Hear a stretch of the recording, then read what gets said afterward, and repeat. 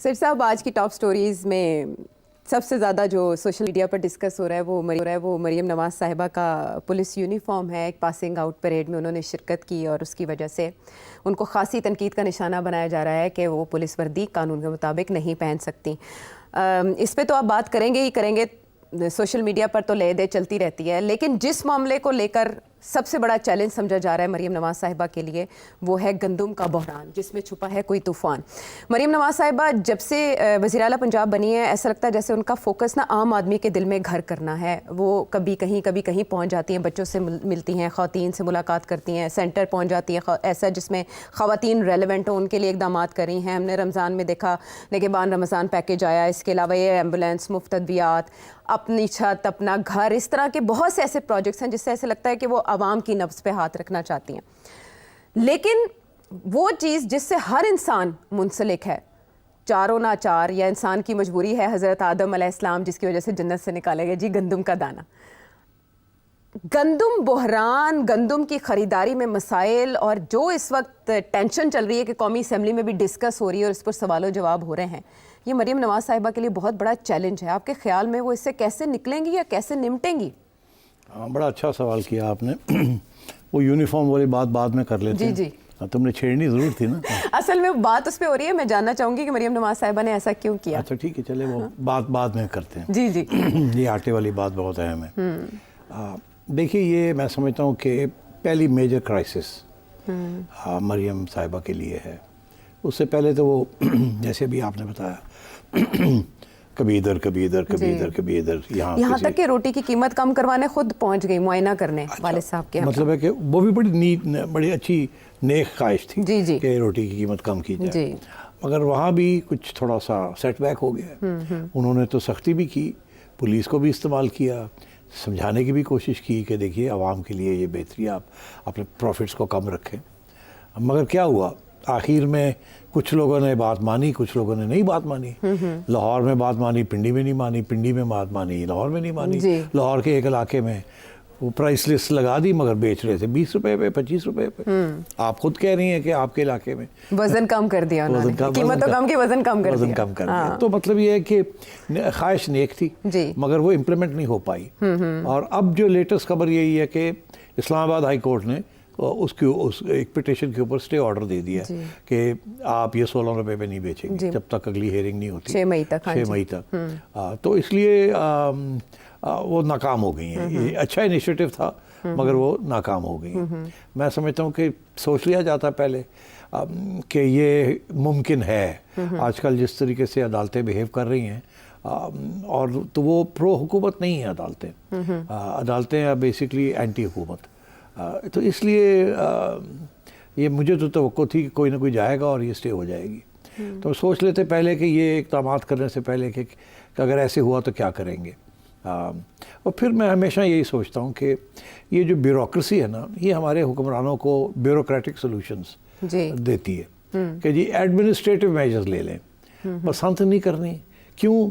क्योंकि गुड़ियाँ जो हैं, उसकी जो डोर है वो काटती है। तो इसलिए ये नहीं कि जी वो आप जाएं, कार्रवाई करें, लोगों को पकड़ के अंदर करें, कानून की बालादस्ती करें लोगों, और ये डोर ही ना बनने दें। ऐसी क्या बात है, आप टेररिस्ट को ढूंढ लेते हैं तो डोर जो बना रहे हैं उनको नहीं आपको पकड़ सकते। तो मगर नहीं, बैन ही कर दो, बसंत को ही बैन कर दो। तो ये ब्यूरोक्रेटिक सोल्यूशन था। अच्छा। ये भी ब्यूरोक्रेटिक सोल्यूशन थी, अपना काम कम कर दिया। हाँ, कि जी हमें ना काम करना पड़े। तो होंदा तो होंदा, नहीं होंदा तो ना होंदा। बिल्कुल। तो मैं समझता हूँ कि इस वक्त पंजाब हुकूमत के अंदर ब्यूरोक्रेसी का बहुत पावरफुल रोल है। और ये जो सारा कुछ है ना कि जी इधर भी जाएं, इधर भी जाएं, ये भी करें, इसमें भी ज़रूर मरीम बीबी खुद चाहती है कि इस तरीके से वो काम करें। अच्छा। मगर मेरा ख्याल है थोड़ा सा इनकरेज भी किया जा रहा है, और कि मीडिया के लिए ये बड़ी अच्छी फ़ोटो ऑप्स होती हैं कि आप नज़र आ रही हैं हर रोज़, इधर जा रही है, उधर जा रही है, और बड़ा नरम दिल है आपका आवाम के लिए, एंड सो ऑन। क्योंकि देखिए, नून लीग को इस बात का तो एहसास है कि आवाम में उनकी कोई हमदर्दी नहीं रही ख़ास। जिस तरीके से वोटिंग हुई है उससे यही पता चलता है कि आवाम भूल गई है, ख़ासतौर पंजाब की, कि शरीफों ने पंजाब के लिए क्या क्या किया है। अच्छा। तो यही होता है, वक्त जो है वो बड़ा ज़ालिम है। मेमोरी भी वैसे भी, और मेमोरी भी जो है वो बस है जो शॉर्ट टर्म मेमोरी। तो अब बात ये है कि अब ये जो उन्होंने आटा वाली जो बात शुरू हुई है, मुझे पता चला कि 8 दिन पहले एक मीटिंग हुई थी चीफ मिनिस्टर साहिबा की और फार्मर्स एसोसिएशन के खालिद साहब जो हैं, अच्छा, और उनके साथ, जिसमें ये सारे प्रॉब्लम्स जो है उन्होंने फार्मर्स एसोसिएशन ने रखे उनके सामने कि ये हमारे मसले हैं, वो भी मैं डिस्कस करता हूँ। अच्छा, और उनको ये वादा किया गया कि अगले 2-3 दिन के अंदर हम इनको हल कर लेंगे। 2-3 दिन। मगर वो अब 8वां दिन हो रहा है और उसके ऊपर कोई पेशकदमी नहीं हुई, जिसकी वजह से अब उन्होंने एहतजाज करना भी छोड़ दिया है। पहले तो उन्होंने एहतजाज किया गवर्नर हाउस के सामने इधर उधर, और अब वो उठ के चले गए इस्लामाबाद कि वहाँ जाके कोई पिटिशन करते हैं प्राइम मिनिस्टर साहब को। पंजाब हुकूमत ने तो हैंड्स अप कर दिया है कि ये हमारे पास की बात नहीं है, जो आप चाह रहे हैं वो हम नहीं कर सकते। अब आइए कि ये चाह क्या रहे हैं और वो क्या नहीं कर सकते।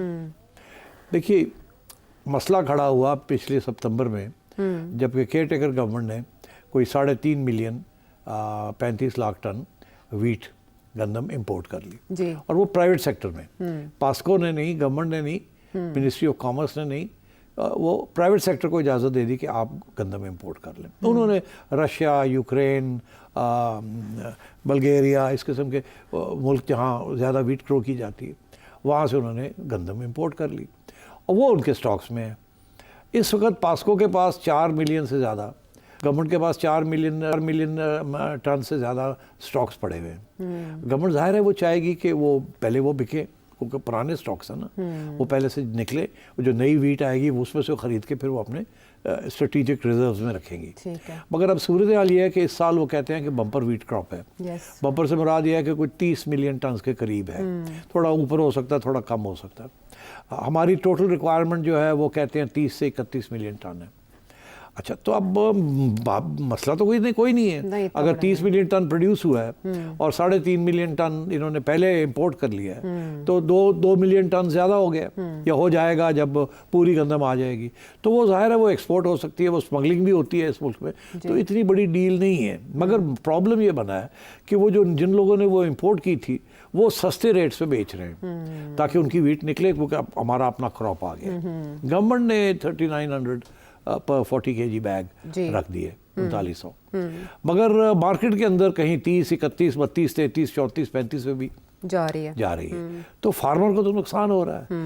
अब यहाँ बड़ा इंटरेस्टिंग बात है कि फार्मर को नुकसान हो रहा है और आवाम जो है, जो फार्मर नहीं है, शहरी लोग, ख़ुसूसन शहर के लोग, और इस मुल्क की आबादी जो है वो कम से कम 50% से ज़्यादा अब शहरी हो गई, उनको फ़ायदा हो रहा है क्योंकि सस्ता आटा मिल रहा है उनको। 800 रुपये अभी रिसेंट, और गवर्नमेंट ने भी वो रिड्यूस कर दिया 800 रुपये से। मुराद ये है कि गवर्नमेंट ने भी रेट गिरा दिए उसके, तो आवाम का तो फ़ायदा हो रहा है, शहरी लोगों का। देहाती लोगों का जो कि खुद इस्तेमाल करते हैं उनको तो वैसे ही मिल जाती है क्योंकि वो प्रोड्यूस कर रहे हैं। जो सरप्लस होता है बेचने के लिए वो है फार्मर। अब उस फार्मर को नुकसान होगा बिकॉज उसके फर्टिलाइज़र भी बढ़ गया, गैस भी, उसकी जो बिजली भी है वो भी बढ़ गई, सब कुछ बढ़ गया, पानी के रेट्स बढ़ गए हैं, सब कुछ बढ़ गया। तो इसलिए उनके इनपुट्स बढ़ गए हैं, उनकी कीमत उनको मिल नहीं रही है। इंपोर्ट जो की उसकी वजह से ये सारा गंद पड़ा।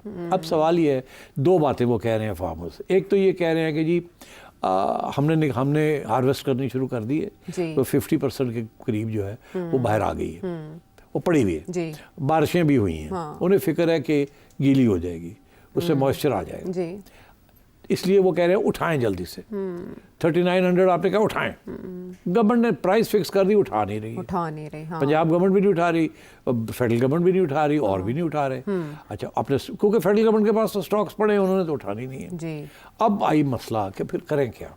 वो डरे हुए हैं कि जी एक तो हमें कीमत नहीं सही मिलेगी, दूसरी ये है कि हमारी कुछ ख़राब भी हो जाएगी बारिश के अंदर, हमारे उनके पास तो कोई स्टोरेज फैसिलिटीज़ नहीं है। वो प्रेशर डाले हुए हैं कि जी जल्दी से उठाएं, 3900 पे उठाएं। मेरा ख्याल है वो 35 पे भी अगर गवर्नमेंट आज तैयार हो जाती है उठाने के लिए तो कहेंगे ले लें, 35 पे ही ले लें। वो मतलब इतनी बुरी, वो इतने वो परेशान है फार्मर। एक तरफ तो ये, दूसरी तरफ अब पंजाब गवर्नमेंट कहती है कि हम कहाँ से उठाएं। एक तो ये है कि हमारे पास तो पैसे ही नहीं है। उन्होंने कोई 350 अरब रुपए का पहले कर्जा लिया था पिछले साल पंजाब हुकूमत ने टू बाय वीट, प्रोक्योरमेंट के लिए। वो कर्जा अभी तक वापस नहीं हुआ। निगरानों की बात कर रहा हूँ, वो कर्जा अभी तक वापस नहीं हुआ। अब अगर इन्होंने फेडरल गवर्नमेंट को लिखा है कि हमें आप इजाज़त दें कि हम कर्जा और ले लें ताकि हम ये ख़रीद सकें। फेडरल गवर्नमेंट लेके बैठी हुई कि अभी नहीं दे सकते हमको, आपको इजाज़त। क्यों? आपने पहला कर्जा तो पूरा वापस नहीं किया। नंबर 2, IMF कहता है कि पंजाब हुकूमत के पास जो पैसे बच जाएंगे साल के आखिर में, वो सारे के सारे पैसे जो हैं उसमें से कम 250 अरब रुपया फेडरल गवर्नमेंट को वापस करना है, क्योंकि वहाँ खसारा है जिसे कहते हैं ना सरप्लस, प्रोविंशियल सरप्लस को वापस करना है। ओके। एक तरफ पंजाब हुकूमत को और ये प्रेशर है कि जी 250 अरब आपने याद रखिएगा कि वो वापस करना है, जुलाई जून में वापस करना है। दूसरी तरफ ये है कि उनके पास उनको कर्जा लेने की इजाज़त नहीं है कि वो अभी फेडरल गवर्नमेंट दे नहीं रही है, IMF ने रोका हुआ है। तो क्या करें? तो क्या करें? तो ये क्राइसिस है। अब मैं ये समझता हूँ कि इसमें बहुत से साइड्स हैं। एक तो फार्मर्स लॉबी है, फिर आवाम का भी इंटरेस्ट गवर्नमेंट्स ने वॉच करना होता है, फिर गवर्नमेंट के पास अपने IMF के प्रोग्राम के तहत पैसे भी कमी है। पैसे तो हैं, मगर सवाल ये है कि अगर इस पे लगा दिए तो फिर किसी और डेवलपमेंट काम के लिए नहीं रहेंगे। फिर मरियम बीबी जो और बहुत से काम करना चाहती है उसके लिए पैसे नहीं रहेंगे, सारे यहीं चले जाएंगे। और कर्जा लेने के लिए भी गवर्नमेंट इजाज़त नहीं दे रही। तो मैं समझता हूँ इस किस्म के इशूज़ हैं। अच्छा, अब सोल्यूशन आपने कहा, जी बताएं। ठीक, सोल्यूशन यही थी कि इसको 10 दिन हो गए हैं, 8वां दिन जा रहा है, 9वां दिन जा रहा है। अच्छा।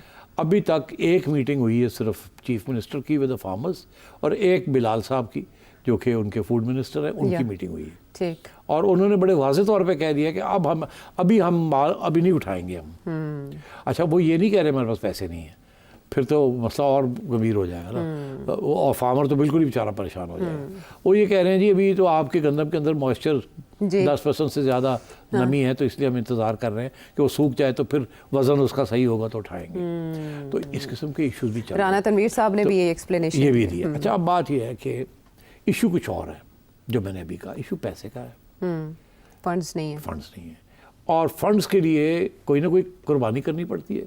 फलानी चीज़ नहीं हो सकती, फलानी चीज़ नहीं हो सकती, ये करना है। इसलिए उन्होंने छोड़ दिया फ्री मार्केट पे। ओके। फ्री मार्केट पे अब आप छोड़ेंगे तो किसानों को नुकसान, का नुकसान होगा। सीधी सी बात है, बेचारा किसान जरा देर गंदम को रख नहीं सकता। अभी भी वो 1100 नुकसान पे बेच रहे हैं, तो वो अभी वो बेचना शुरू कर देगा, फिर निकालो। तो वो इसके फिर अपने नुकसान है। वो क्या अगले साल इस किसान सोचेगा यार 9.5 तो पिछले साल हाथ हो गया, नुकसान हो गया। मैं एग्जांपल देता हूँ, आयशा तुम्हारी ज़मीन है 100 एकड़। अच्छा, पता नहीं है कि नहीं है, मगर एग्जांपल तो देना। बिस्मिल्लाह का फर्ज करने में क्या हर्ज है? तुम्हें ठेका मिल रहा है उसके ऊपर से, तुम्हें लाख रुपए साल का पर एकड़ ठेका मिल रहा है, ठीक है। तो 100 एकड़ है, 1 करोड़ रुपया तुम्हें भी ठेका मिल रहा है। अच्छा। तुम्हारा अब ठेका जो है वो गंदम आ गई है, सब कुछ आ गया, तुम गई हो ठेकेदार को पैसे दे मेरे जी। वो कहना जी मेरी विकिया कोई नहीं, मैं तुम्हें पैसे कितों दिया।